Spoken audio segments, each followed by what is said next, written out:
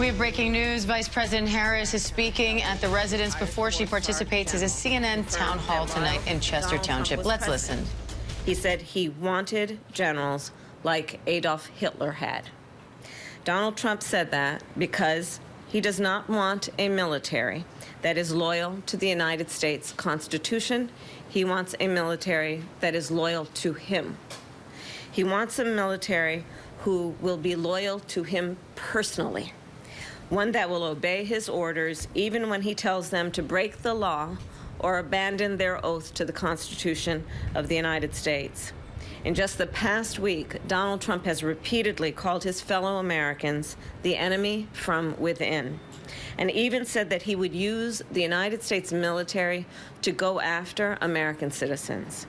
And let's be clear about who he considers to be the enemy from within.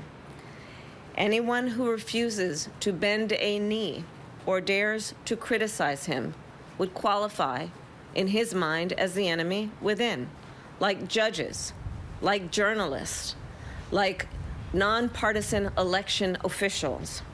It is deeply troubling and incredibly dangerous that Donald Trump would invoke Adolf Hitler, the man who is responsible for the deaths of 6 million Jews and hundreds of thousands of Americans. All of this is further evidence for the American people of who Donald Trump really is. This is a window into who Donald Trump really is, from the people who know him best, from the people who worked with him side by side in the Oval Office and in the Situation Room. And it is clear from John Kelly's words that Donald Trump is someone who, I quote, certainly falls into the general definition of fascist, who in fact vowed to be a dictator on day one and vowed to use the military as his personal militia to carry out his personal and political vendettas. Donald Trump is increasingly unhinged and unstable. And in a second term, people like John Kelly would not be there to be the guardrails against his propensities and his actions. Those who once tried to stop him from pursuing his worst impulses would no longer be there, and no longer be there to rein him in. So the bottom line is this: we know what Donald Trump wants.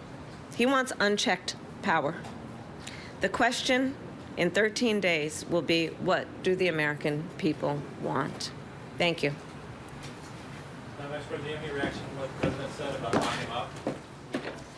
As Vice President Harris speaking outside the vice presidential residence, talking about comments allegedly made by Trump's ex-chief of staff in an interview with the New York Times and The Atlantic. John Kelly said that Trump meets the definition of a fascist. And so we have Vice President Harris now commenting on that, telling the American voters that it will be up to them to decide if they want someone like that in office come Election Day. Selena Wang, our senior White House correspondent, is standing by with more on that.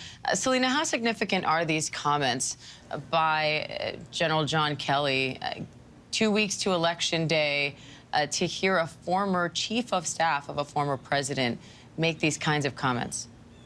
And it's not just that he made these comments, but that the New York Times had the actual audio of him speaking about this, absolutely striking just 2 weeks before the election. And what was also really notable from what Vice President Harris said is that's the exact message that she's been hammering home on the campaign trail in these recent weeks as this campaign is coming to a close, as she hones in on her closing message. She's precisely making the argument to the American people that Donald Trump is unfit and unhinged because of what former officials who worked the closest with Donald Trump has said. She has said on the trail that the American people don't need to listen to her or believe her, but they should believe those who worked very deeply and intimately with the former president. She brought up comments from Kelly about admiring Hitler. Harris has repeatedly on the campaign trail made mention of Trump, who continues on the trail to this day to praise dictators like Xi Jinping of China, Vladimir Putin of Russia, Kim Jong-un of North Korea. So this dovetails precisely with what she wants to remind the American people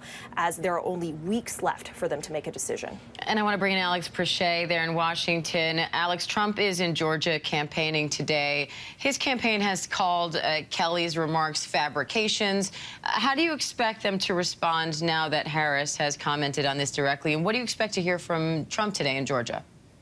Well, Diane, I mean, I think, this is very much about rallying his base, these two events that he has in different cities in Georgia. But in terms of how the campaign has really pushed back against these Kelly statements, you saw the statement where they basically said that the president has always respected men and women in the military, but also gone on to call Kelly a failure, saying that he failed to serve his president.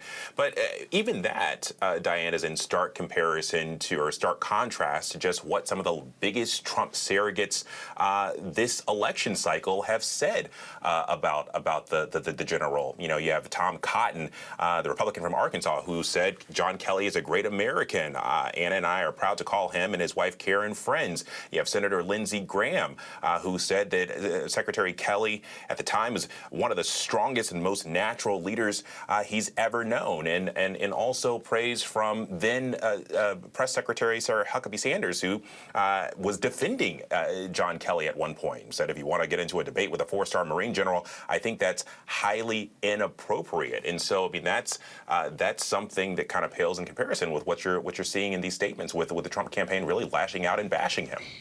All right, Alex Prochet, Selena Wang, thank you both.